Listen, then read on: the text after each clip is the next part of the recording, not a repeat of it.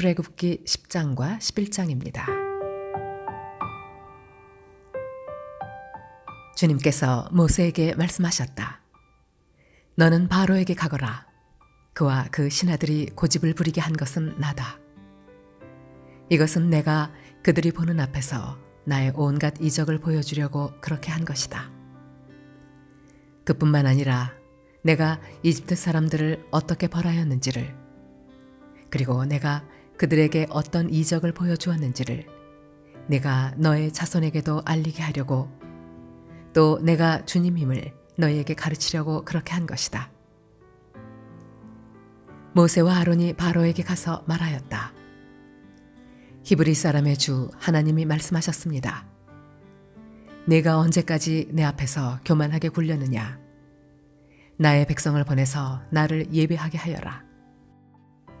네가 나의 백성을 보내기를 거절하면 나는 내일 너의 영토 안으로 메뚜기 떼가 들어가게 할 것이다.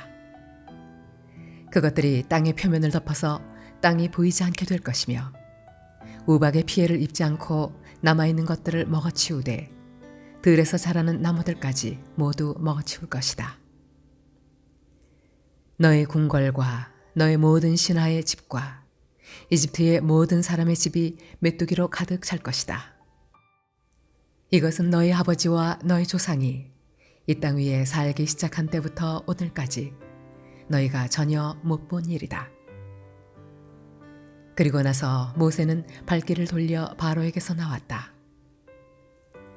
바로의 신하들이 바로에게 말하였다. 언제까지 이 사람이 우리를 망하게 하는 함정이 되어야 합니까? 이 사람들을 내보내서 그들의 주 하나님을 예배하게 하심이 좋을 듯합니다.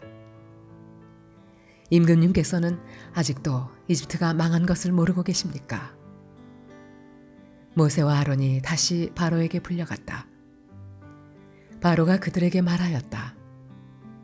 너희는 가서 주 너희의 하나님께 예배하여라. 그런데 갈 사람은 누구누구냐? 모세가 대답하였다. 우리 모두가 주님의 절기를 지켜야 하므로 어린아이와 노인들을 비롯하여 우리의 아들과 딸을 다 데리고 가야 하며 우리의 양과 소도 몰고 가야 합니다. 바로가 그들에게 호통쳤다. 그래, 어디 다 데리고 가봐라. 너희와 함께 있는 너희의 주가 나를 감동시켜서 너희와 너희 아이들을 함께 보내게 할 것 같으냐? 어림도 없다. 너희가 지금 속으로 악한 음모를 꾸미고 있음이 분명하다. 그렇게는 안 된다. 가려면 너희 장정들이 나가서 너희 주에게 예배를 드려라. 너희가 처음부터 바란 것이 그것이 아니더냐? 이렇게 해서 그들은 바로 앞에서 쫓겨났다.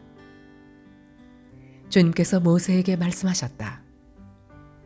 너의 팔을 이집트 땅 위로 내밀어라. 그러면 메뚜기 떼가 이집트 땅으로 몰려와서 우박의 피해를 입지 않고 땅에 그대로 남아있는 푸성귀를 모두 먹어치울 것이다. 모세가 지팡이를 이집트 땅 위로 내미니 주님께서 그날 온종일 그리고 밤이 새도록 그 땅에 동풍이 불게 하셨다.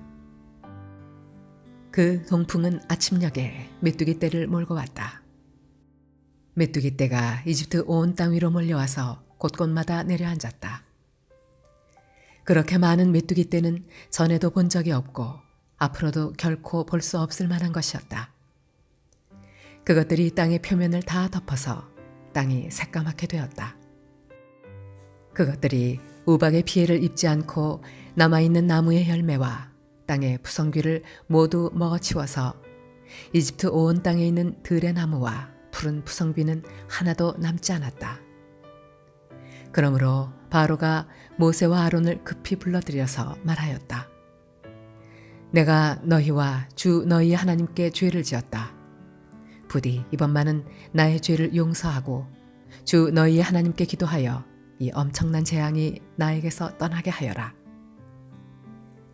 모세가 바로에게서 물러나와 주님께 기도를 드리니 주님께서 바람을 가장 센 서풍으로 바꾸셔서 메뚜기 떼를 홍해에 몰아넣으시고 이집트 온 땅에 메뚜기 한 마리도 남겨두지 않으셨다.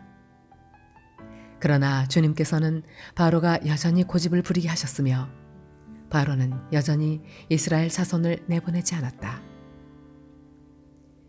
주님께서 모세에게 말씀하셨다. 너는 하늘로 팔을 내밀어라.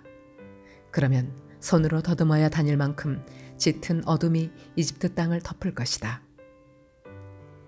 모세가 하늘에다 그의 팔을 내미니 이집트 온 땅에 사흘 동안 짙은 어둠이 내렸다. 사흘 동안 사람들은 서로 볼 수도 없었고 제자리를 뜰 수도 없었다. 그러나 이스라엘 자손이 사는 곳에는 어디에나 빛이 있었다. 바로가 모세를 불러들여서 말하였다. 너희는 가서 주께 예배하여라. 그러나 너희의 양과 소는 남겨두고 너희의 아이들만 데리고 가야 한다. 모세가 대답하였다. 임금님도 우리의 주 하나님께 바칠 희생제물과 번제물을 우리에게 더 보태주셔야 합니다. 우리는 우리의 집짐승을 한 마리도 남겨두지 않고 다 몰고 가겠습니다. 우리는 그것들 가운데서 주 우리의 하나님께 바칠 제물을 택할 것입니다. 그러나 우리가 거기에 다다를 때까지는 우리가 어떤 것을 바쳐야 할지를 알 수 없습니다. 주님께서 바로가 고집을 부리도록 하셨으므로 바로는 여전히 그들을 내보내지 않았다. 바로가 모세에게 소리쳤다. 어서 내 앞에서 썩 물러가거라. 다시는 내 앞에 얼씬도 하지 말아라.